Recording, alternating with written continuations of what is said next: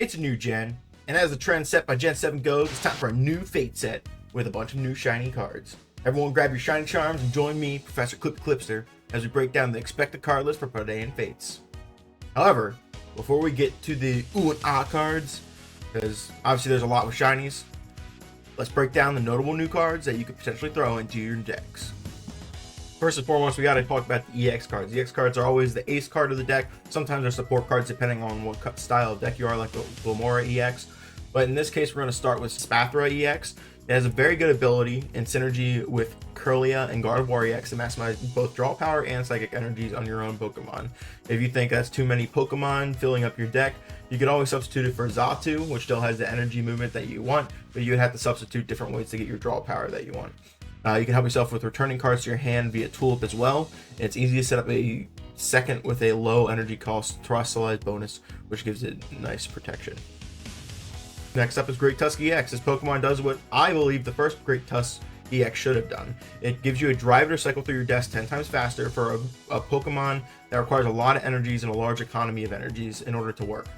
Fighting types often struggle with this energy economy and have for a really long time. And what this does is puts your energy in your graveyard to maximize uses of Pokemon like Rhydon EX, or even cards like Rayhan again before it gets rotated out. On top of that, it's 260 damage that avoids opponent's effects. It can take down a lot of foes when you use defenses like Rock Chestplate. It also avoids Okos from different variations. And to its counterpart, the new Iron Treads EX is another not too flashy but potentially fun option. The effect is nice, but the drawbacks of doing less damage and removing your ability to have a zero retreat cost, not to mention Steel is taking a massive hit with the Battle Style Bronzong being rotated out. It's probably not the best ace option, but if you want to have a simple fun deck to learn, this is a great one to pick up. Next up, we're going to talk about the actual utility that you need to get through these decks whenever you're playing these games. Those are the trainers. They come in as stadiums, items, tools, or supporters. The top trainer, in my opinion, for this set is going to be Atticus. Atticus is giving the poison type archetype the best buff that we've seen in a really long time, that not only benefits off of poison, but gives you the card movement that you really want to see when you make a competitive deck. 5 is the next one we're going to talk about. It sounds really cool, but ultimately it's very niche. Of course, everyone uses supporters, but depending on the deck style, supporters can be very expendable cards that opponents won't keep in their hand. For example, if you're getting an Ultra Ball and you don't need to throw that Professor's Research down, you might just discard that Professor's Research and get another one later. Next is our first stadium, and I think the only stadium that's going to be in this set. Another new set means another stadium that will likely see no play. Woo! Unfortunately, that's just how stadiums work in this set. You get one or two stadiums here that become very hardcore the meta. For example, Path to the Peak, it's very good, especially if you're running an aceless deck and you just want a good way to counter the effects. And even if you're running an ace that just doesn't have an ability, it's just Path to the Peak. Alright, abilities don't matter until your opponent gets rid of the stadium. The only benefit here is if in Gardevoir EX to maximize energy movement while minimizing damage, but even then it probably won't get that much play. The next supporter that we're going to talk about is a standard draw 3-card supporter. That's Nemona. If you're playing pre-release, it's likely going to be your saving grace because Nemona is a really easy card to just play, get 3 draw cards when you can't maximize your card movement in a pre-release. Otherwise, it's going to be a fun, friendly, pre-built deck match card. However, its pairing card, Nemona's Backpack, is a really good way to keep Nemonas in your hand, especially, as I said before, in pre-release. Yes, you can't draw 6 cards in one turn thanks to the supporter rule, but regardless of that, you can replenish your Nemona and constantly be drawing 3 cards, which is amazing. Speaking of students at Paldea, though, there is a whole fun card set involving students in Paldea. There are actually 2 cards for this card. One is a Scarlet version, one is a Violet version. They both do the exact same thing. I'm partial to the Scarlet version art, as my main account is on a Scarlet account. But in general, this would be a fun mechanic to work in a United Wings deck to get your Pokemon in your hand just to discard them for power. Definitely will be seen in low quantities unless the pro finds an efficient usage though. And finally, we have the only tool in the set, which is Technical Machine Crisis Shot. I'm not a big fan of these technical machines. I actually think a lot of them are really useless and they don't put a lot of effort into it. And they just wanted something there so that way they're constantly adding tools. But it is a fun last-ditch effort that will KO almost pretty much any Pokemon. However, by this point in the game, how much really matters if you can just get an instant KO, especially when most games result in a 2 cards prize pool because of the ace advantage in metas right now. There are some occasions where if you're playing like a United Wings or Cast Form, which Cast Form is getting rotated out soon anyway, that it could be advantage, but besides that, there's not a big win to this card. And finally, before we get into the Oohs and Ahs and promo cards, these are the cards that are all rares, uncommons, and commons that I believe are really good pulls. These cards can either be a good card to throw into your deck, or they're a really good card that can just be used for a fun gimmick deck. I personally like making gimmick decks more than actual meta decks with Cast Form or Uncle NEX. My Uncle NEX, you might be wondering why it's gimmick. Well, it benefits off of getting tails, which is really cool. So first and foremost, we're going to talk about Swoobat. Confusion is a really highly underused mechanic just because it's really not that good and there's not a lot of ways to build an archetype just around Confusion. However, it is a really cool concept to add not only a way to increase that damage taken, but to also quickly set up the user. Swoobat's energy costs to use this attack are very low, and also it's only a 2-stage Pokemon, so it's really easy to set up. Next, we're going to talk about Grab Block, and who of course doesn't love a card that says the defending Pokemon is KO'd next turn. Just run this with some retreat cost increase and the ability to trap an opponent from switch, and you pick your target that you want. Like Swoobat, that's also a really easy one to set up. Next, we're going to talk about Scrafty. Scrafty is a really fun troll deck to counter players with basic aces. Plus, again, it's easy to set up, and you're going to see that trend with most of these cards, that they're just really easy to set up and get rolling what they want to do.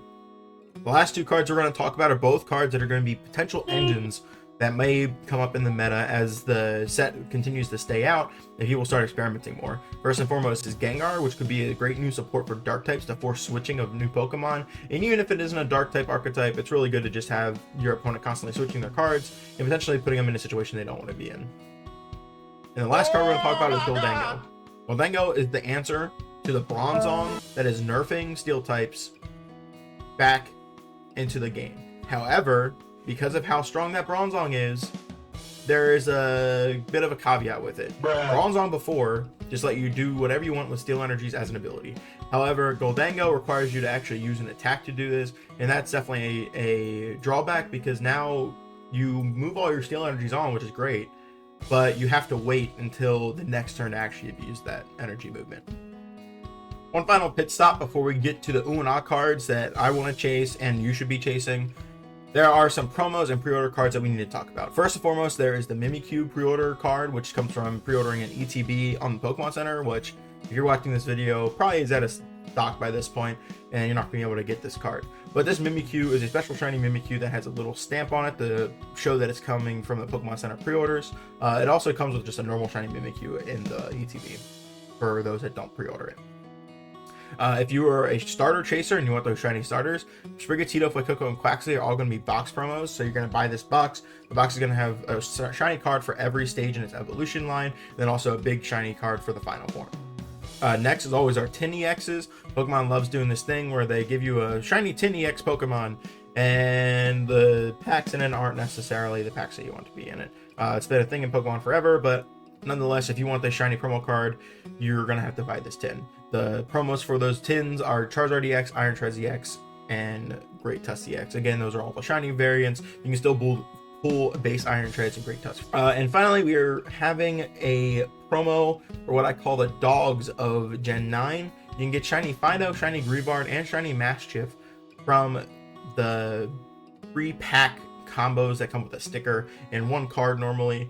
In this case, the one card is either going to be a shiny Fido, shiny Greavard, and shiny Mastiff with a sticker matching that Pokemon. Of course, you can actually see that when you're buying these cards at the store or online, so it's not like you're randomly getting the card. Finally, we made it to the end with the freaking chase cards. Now this set, like its two predecessors, has a very large chase pool for anyone that adores shinies like myself. In other words, we want each and every one, and we'll drop hundreds, if not thousands, to do that. And specifically, I'm looking at you Charizard stands so you can get that illustration art, because we all know what you did to Shiny Fates. Anyway, I will have two chase lists that I'm going to make. One is a general top chase cards list. It's not going to be in any specific order, but it's there to show you these are the cards that everyone's going to be going after, in my opinion, and that's going to be based on the physical cost and gameplay worth. Second list will be a set of my personal chase cards that will actually be going from the one I want the least to the one I want the most. Starting with the chase cards that everyone's going to want, even if you're not that excited that you pull it, these are the cards that you definitely want to have pulled if you're looking for a value out of the set.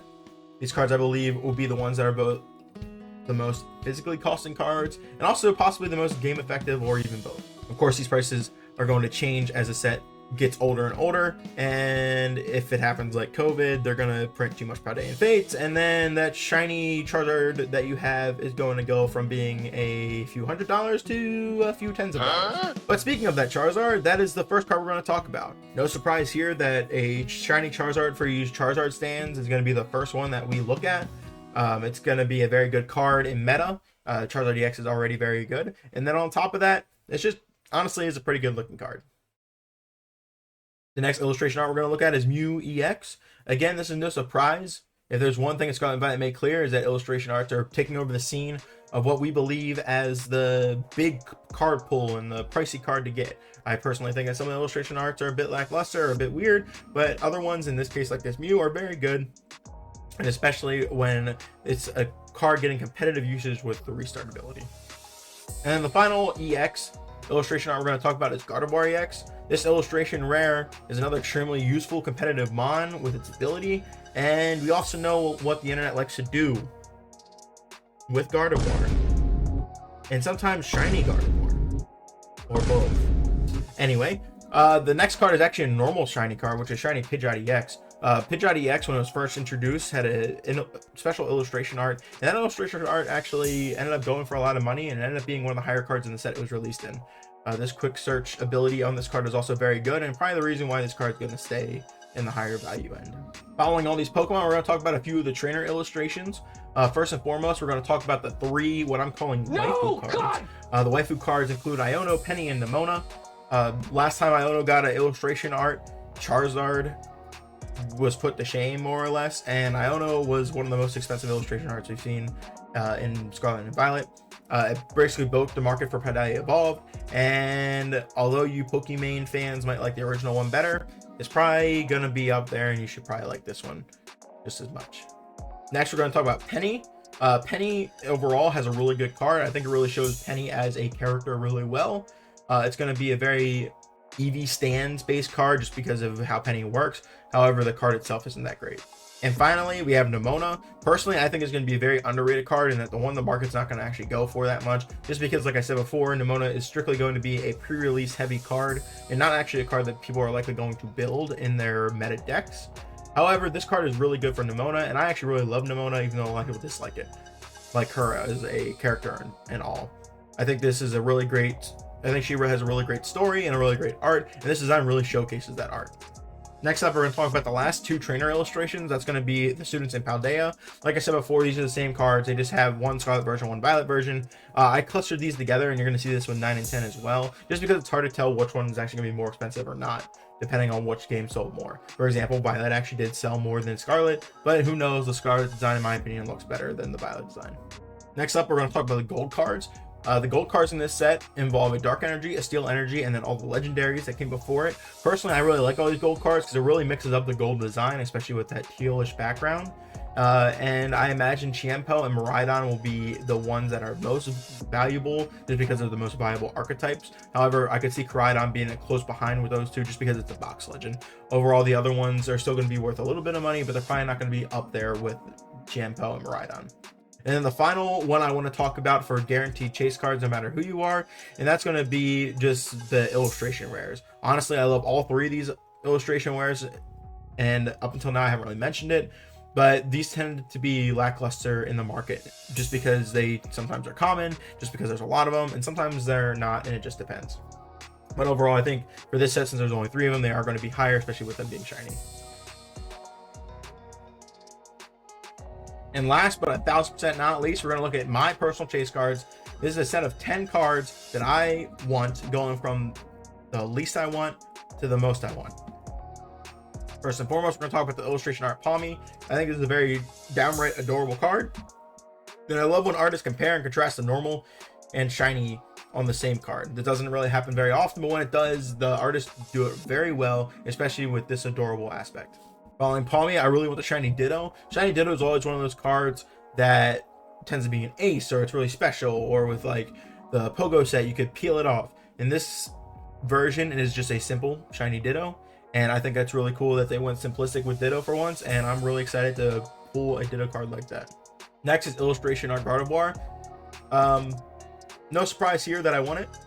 Is it probably a little bit overrated because Gardevoir? Yeah. Is it still a dang looking card? Yeah. So we're getting it. Following Gardevoir, though, we have the Scarlet Paldean Fates. Arvin is a 10 out of 10 for tearjerker of a plot. Not only that, in my opinion, of the 6 Friends of Paldea variations that we have in this set, I think this one's the coolest one. Next up is Meowscarada EX. This one's actually going to be easy. I'm just going to go on Cool.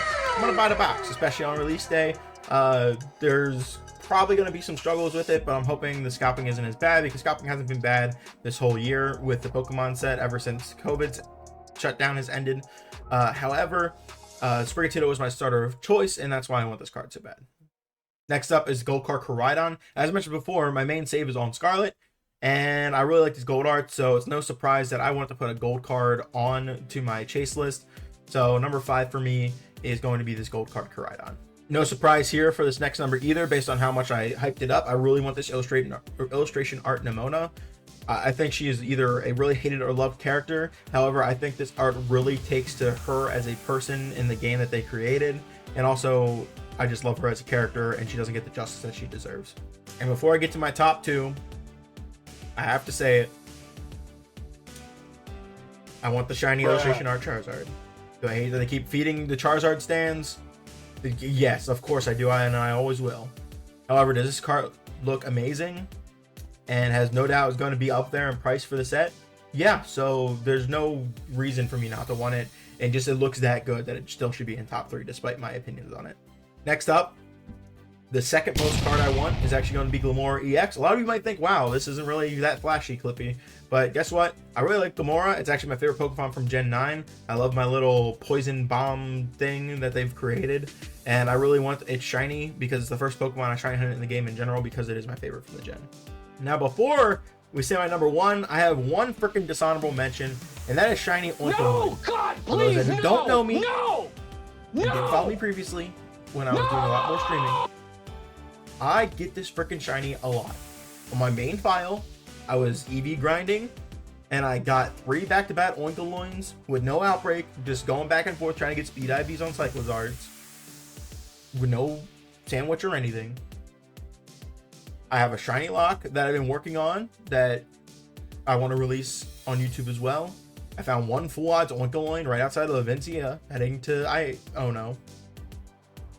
On top of that, my first Gen 9 shiny and Pogo's Lechonk. Then most recently, I was just grinding for defense IVs for a Terra Raid Mon, and I found a shiny Lechonk after I finished Indigo Disc. So please, give your spirit energy to me, counter the pig power, so we can avoid this demon as my first shiny. I don't care if I get it afterwards, but I do not want it to be my first shiny card out of this set. But now, back to our regular scheduled number 1 ranking. And overall, my number 1 chase is shiny illustration Palafin. For those that don't know, I already put a tweet out on Twitter and a post on my Facebook page, and I love this card. Palafin's first card was so underwhelming. It did not show what Palafin's supposed to be in hero form. To me, Palafin in hero form as a Superman figure almost in the Pokemon universe is amazing. And then you give it this dark tone that its shiny already gives off, and actually give it that brooding mood. It's almost like a Batman to counter the Superman that the normal one is.